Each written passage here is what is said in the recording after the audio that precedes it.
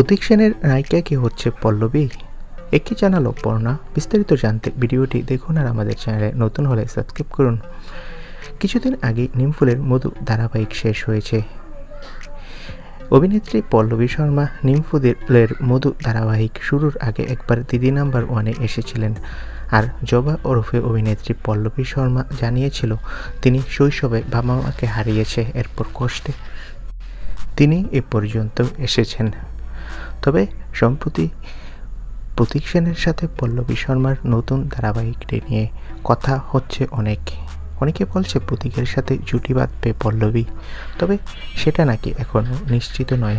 অভিনেত্রী পল্লবী শর্মা জানায় যে আমার নতুন ধারাবাহিক খুব শীঘ্রই আপনারা দেখতে পাবেন, তবে নায়ককে থাকবে সেখানে বড় ধরনের টুইস্ট থাকবে।